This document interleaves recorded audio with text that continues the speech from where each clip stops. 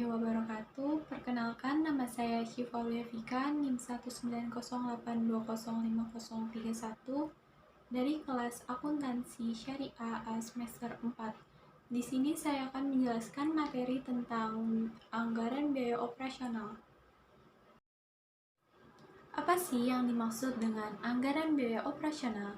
Anggaran biaya operasional adalah semua rencana pengeluaran yang berkaitan dengan distribusi dan penjualan produk perusahaan, serta pengeluaran untuk menjalankan roda organisasi.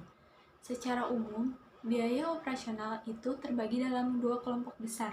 Yang pertama, biaya pemasaran, dan yang kedua itu biaya administrasi dan umum. Biaya pemasaran adalah biaya-biaya yang dikeluarkan untuk menjual produk ke pasar. Dalam biaya pemasaran terdapat dua golongan. Yang pertama itu biaya pemasaran berdasarkan pesanan dan yang kedua biaya pemasaran berdasarkan fungsinya. Dalam biaya pemasaran berdasarkan pesanan terbagi menjadi dua. Yang pertama itu biaya untuk mendapatkan pesanan atau order getting cost, merupakan semua biaya yang dikeluarkan dalam usaha untuk memperoleh pesanan. Contohnya itu biaya gaji tenaga kerja penjualan, komisi penjualan, advertensi, dan biaya promosi. Yang kedua, biaya untuk memenuhi pesanan atau order filling cost adalah semua biaya yang dikeluarkan untuk mengusahakan agar produk sampai ke tangan pembeli dan biaya-biaya untuk mengumpulkan uang dari pembeli.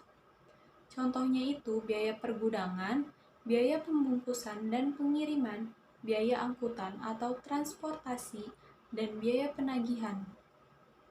Biaya pemasaran berdasarkan fungsinya terbagi menjadi 6. Pertama, fungsi penjualan, terdiri dari kegiatan untuk memenuhi pesanan yang diterima dari pelanggan.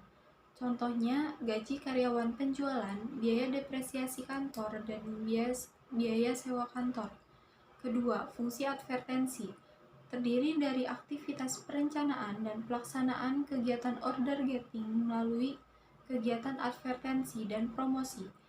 Contohnya itu gaji karyawan advertensi, biaya iklan, biaya pameran, biaya promosi, dan biaya contoh produk. Ketiga, fungsi pergudangan, terdiri dari kegiatan penyimpanan produk jadi yang siap untuk dijual.